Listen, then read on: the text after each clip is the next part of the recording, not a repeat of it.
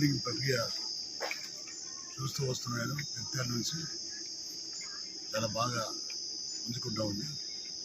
ఉదయం కొంత లేట్గా వచ్చిన దాదాపు 11 వరకు పోలింగ్ జరుగుతూ ఉంది. పోలింగ్లో పాల్గొనే మహిళలు కానీ తర్వాత రైతులు కానీ వీళ్ళందరూ కూడా ఎంతో ఉత్సాహంతో ఎన్నికల్లో పాల్గొంటూ ఉన్నారు. వాళ్ళ మనసులో ఉన్నటువంటి విషయం ఏంటంటే మరి గతంలో ఉన్నటువంటి ప్రభుత్వం ఏ విధంగా రైతాంగానికి మహిళలకు అదేవిధంగా అన్ని వర్గాల వాళ్ళకు ఏ విధంగా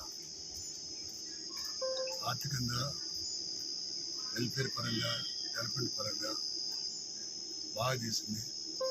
మరి ఇప్పుడు వచ్చిన ప్రభుత్వాలు పూర్తి విఫలమైంది.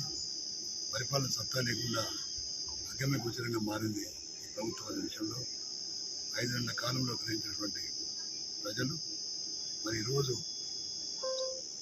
మోసం చేసి అడ్డమైన వాగ్దానాలు చేసి ప్రజలను మోసం చేసిన వ్యక్తులను గద్దె దించాలి లేదా తగిన గుణపాఠం చెప్పాలనే ఆలోచనతో ప్రజలు ఉన్నారు. మరి తప్పకుండా కేసీఆర్ వేసినటువంటి అభివృద్ధి మరియు సంక్షేమ ఫలాలు ఈ ప్రభుత్వం లేవు కాబట్టి మళ్ళీ కేసీఆర్ కావాలనేటువంటి ఆలోచనతో ప్రజలు ఈరోజు జరిగే ఎలక్షన్లో కాంగ్రెస్ పార్టీకి మరి బీజేపీకి బుద్ధి చెప్తా ఉన్నారు. తప్పకుండా నేను విజయాన్ని సాధిస్తున్నాను. మరి ఈ ప్రాంతంలో చాలామంది కేంద్రం గురించి కాబట్టి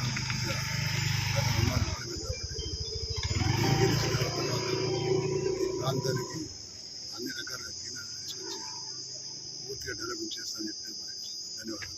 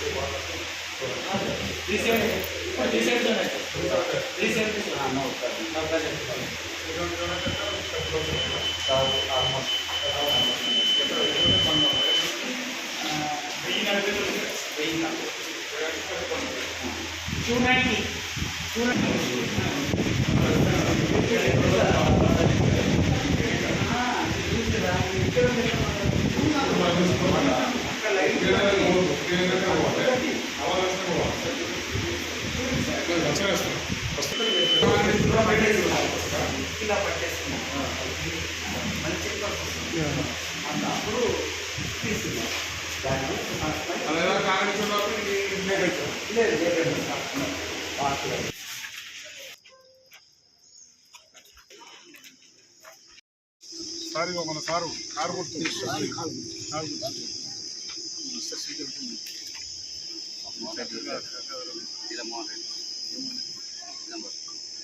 సినిమోహన్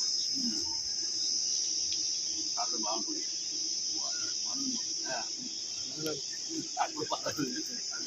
ఎర్రశేఖర్ క్యాండిడేట్ వస్తున్నారు సార్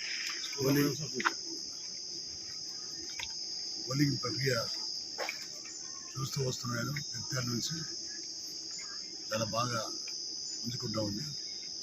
ఉదయం కొంత లేట్గా వచ్చిన దాదాపు 11 వరకు చాలా వరకు పోలింగ్ జరుగుతూ ఉంది. పోలింగ్లో పాల్గొనే మహిళలు కానీ తర్వాత రైతులు కానీ వీళ్ళందరూ కూడా ఎంతో ఉత్సాహంతో ఈ ఎన్నికల్లో పాల్గొంటూ ఉన్నారు.